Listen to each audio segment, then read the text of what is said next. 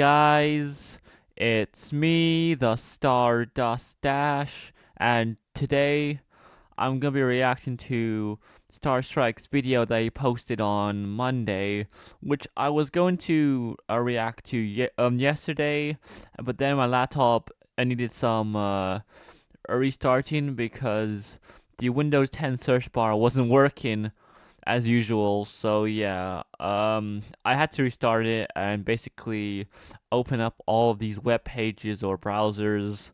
So yeah, I apologize if I didn't record yesterday, but today I'm gonna start recording videos again.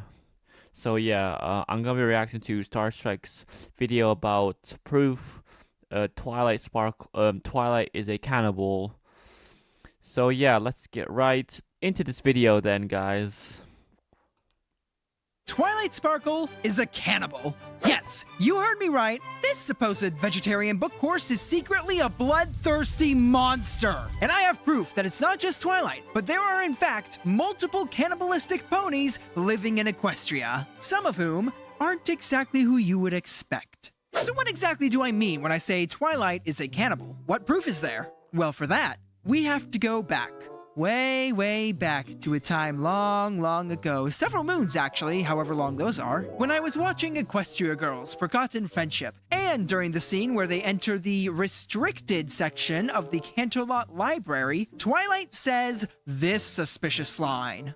No way! Can you believe they have Canterlot Cannibals Volume 31? Wait, I'm sorry, Canterlot Cannibals? And there's 31 volumes? You heard me! 31! Okay. Maybe Twilight is just interested in the research of cannibalism. There's nothing to suggest that she actually dabbles in the practice. Sunset. That's when it gets good.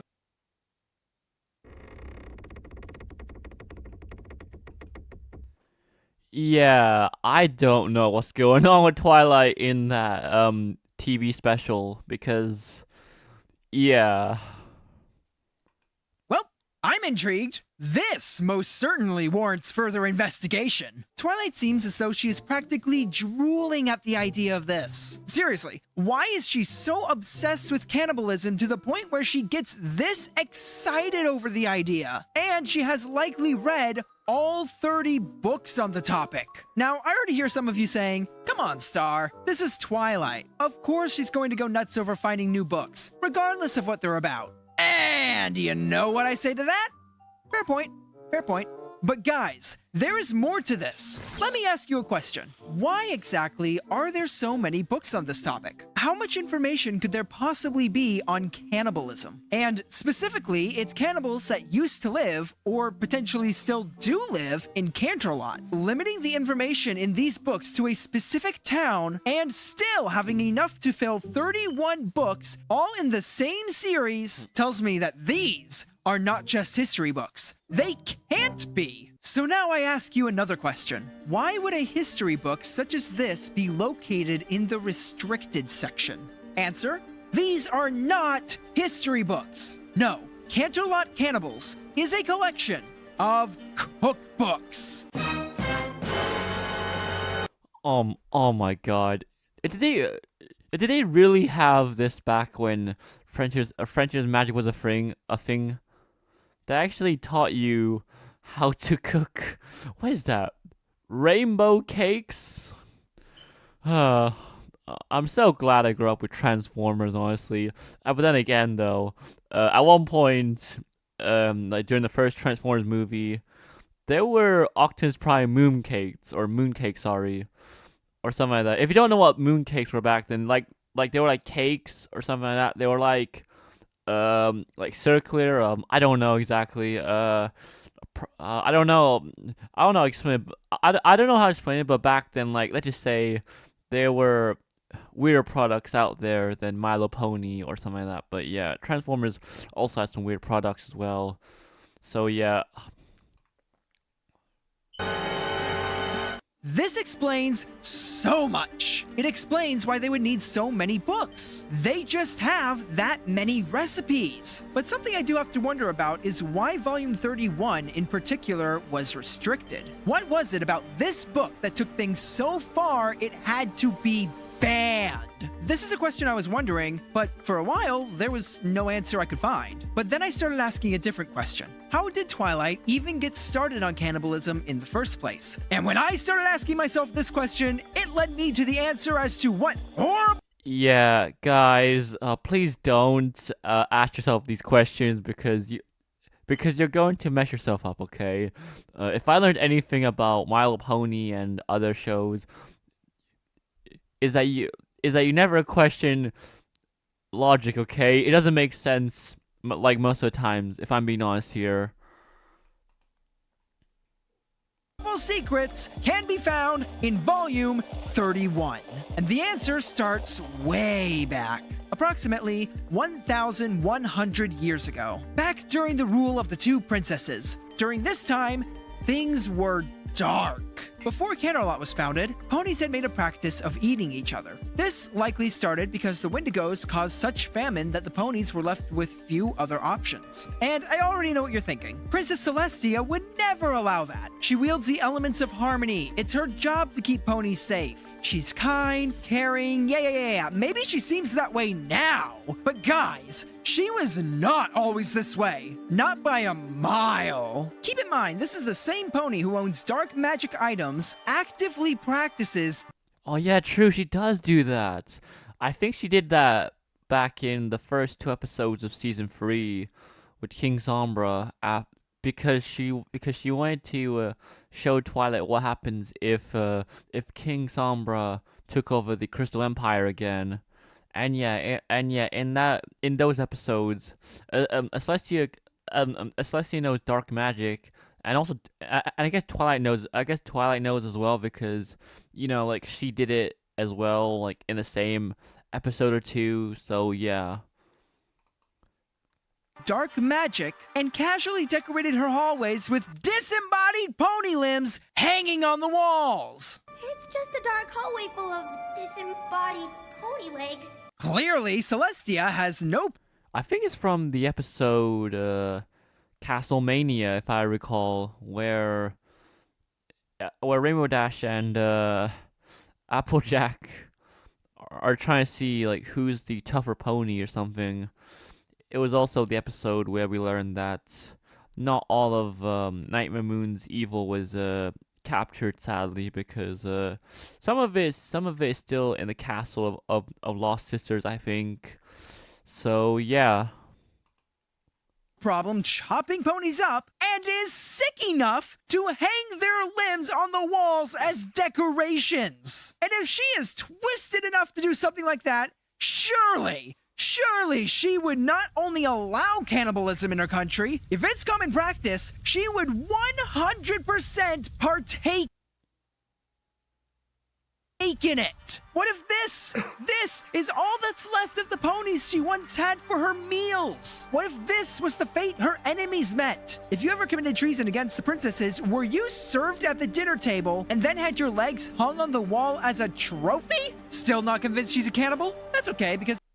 Yeah, you see, if I'm being honest here, I don't think those are actual pony limbs. I think they're probably just, I don't know, like sculpted or whatnot, like made of stone, if you know what I mean.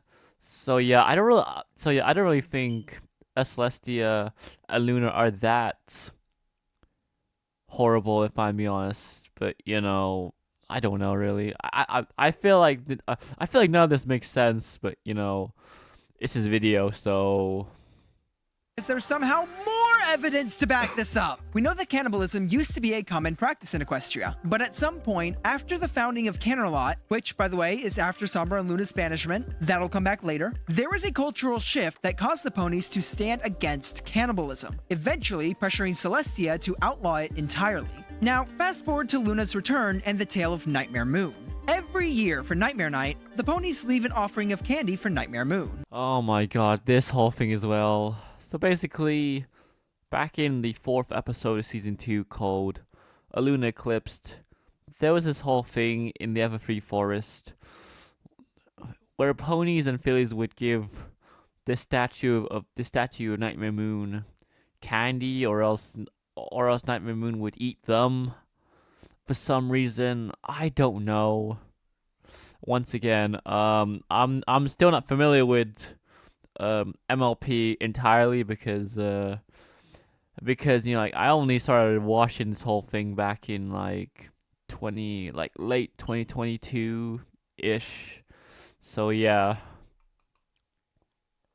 Why do they do this? Well, according to the story, if they don't, Nightmare Moon will eat them.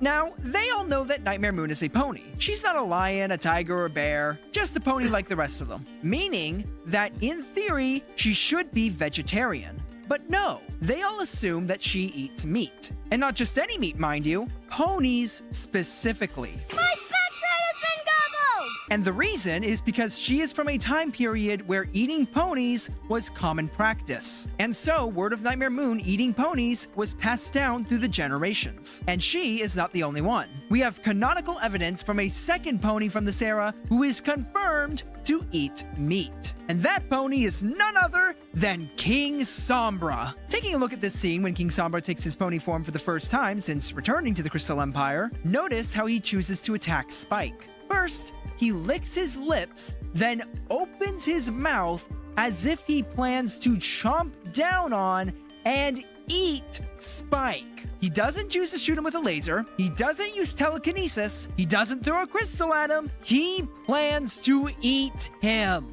This makes perfect sense, though.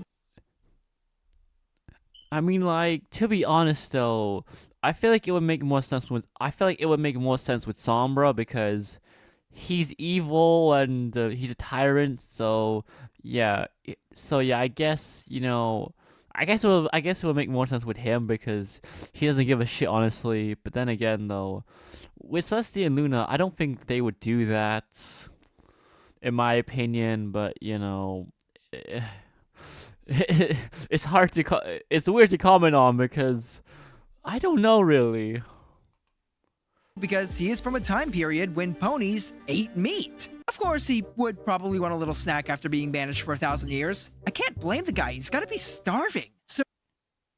So now, we have confirmation that ponies did in fact eat meat, they ate each other, Celestia oversaw a country of cannibals, the princesses themselves partook in this practice until eventually it was banned. But that was all a long time ago. If it's been outlawed, then why would Twilight be a cannibal? Well, here's the interesting thing about human cannibalism. For some reason, human meat is very addictive. People who eat other people... I mean, yeah, it's true because sadly, like, there are still some, like, what's the word, like, civilizations out there in the jungle that still consume human flesh. And there's also a island somewhere in the like Indian Ocean called, what do you call it? The North Central Island, I think, where there are humans on there, but the problem is like these humans are kind of like not up to date with the current, like with the modern day world, so they still think that they live in the weather like 100 years ago or something. But yeah, these humans on like North Central Island, I believe they would kill anyone who they deem as a threat, and they also, I guess, consume them in a sense. I don't know really. It's weird, but yeah, it is true. Like, cannibalism is still a thing, I guess.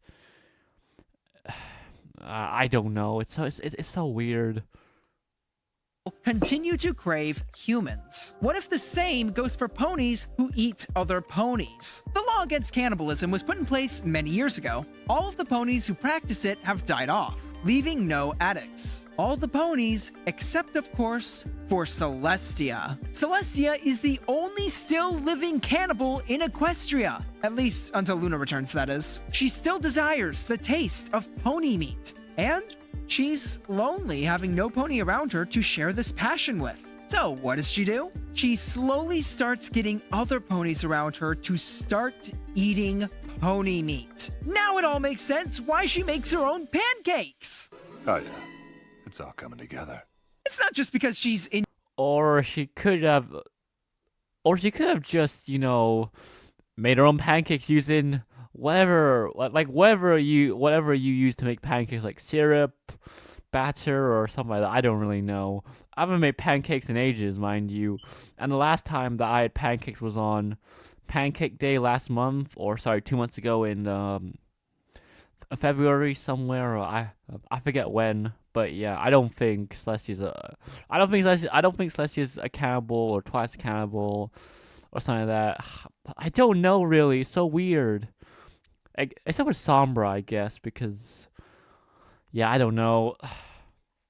Enjoying cooking, it's because she has a secret ingredient making them irresistible. And she has fed these pancakes to her student, Twilight Sparkle, getting her hooked on the taste of pony meat. This is why Twilight was acting the way she did when she found volume 31 of Canterlot Cannibals. But then we have to come back to the question from earlier. Why was this book in the restricted section? Why were the other 30 not put in here? Well, knowing what we now know about Celestia, it all makes sense. Let me ask you a question. Why did Twilight say that volume 31 is where it, quote, gets good? How exactly does Twilight know when it gets good when she couldn't have had access to this book since it was in the restricted section? Answer: Celestia has access to it, and there were times where she showed it to her star pupil. But there's more to it. The reason volume 31 is banned is because it has information on Celestia. It contains historical records of her eating ponies. Heck, there might have even been recipes named after her. But why is this a problem? Isn't it common knowledge that once upon a time ponies used to eat one another? Well, no actually. You see, the history of Equestria was not well documented. Or maybe it was. But Celestia had many of those historical records burned and locked away in the restricted library. She wouldn't want any pony to see anything that showed she partook in cannibalism several centuries ago. And while it may have been a while since then, I'm pretty sure the ponies of Equestria would still not be too fond of having some pony who did such horrendous things as their leader. So, in order to hide the fact that she ate other ponies from her future subjects, Celestia started purging the history books of Equestria faster than people can like and subscribe, leading to major historical figures and events such as Nightmare Moon being reduced to nothing more than a mere legend, with Celestia being the only pony left knowing what truly happened. This is how Twilight, Luna, and even Celestia all secretly became bloodthirsty cannibals. Or if you just take a look at the transcripts for this movie, you'll see that Twilight actually says Cannibal, which is a type of singing. But according to Google, it is not pronounced Cannibal, it is pronounced Cantabile. And that is certainly not what Twilight was saying, so I'm still going to assume that she's a cannibal. But if you really want to go off the transcripts of this movie, Yeah, see, I'm gonna be honest here. I think the transcript is a bit more accurate than what like Tara, like what's her name, like Tara Strong said, or Tara Strong said, because maybe what happened was Tara Strong must have said cannibals by mistake instead of saying wait, what's again, like cantables or something. So yeah, I like to think that maybe like Tara Strong must might have like messed around or something. So yeah. I suppose you could. So who knows? Maybe this theory is completely bogus. Happy April 1st. But hey, you know what's not an April Fool's joke? The fact that you, yes, you can pick yourself up some Star Strike merchandise by following the link in the description, or by following the link in this video, or by finding it in a dark alley at midnight. Every purchase comes with a guarantee that this is 100% gold. Anyways, that's my reaction to Star Strike's video that he made on April 1st. Yeah, I think it was a prank, to be honest. So yeah, what's funny is that I actually watched this video on April 1st. So yeah, I guess you could say I got pranked by him. But at least it wasn't by my friend the Shaoqi Pony, who, funny enough, last year, he has a video on his channel which he posted last April Fool's Day. It was a video titled I'm quitting YouTube, and yeah, it was just like a video of the troll face guy. So yeah. But anyways, that was my reaction to proof Twilight's cannibal. It's probably a joke, I feel like, because I don't think cannibalism exists in Equestria, but But in real life, yeah, it does exist, sadly. So yeah. But anyways, I'll see you guys next time. Bye.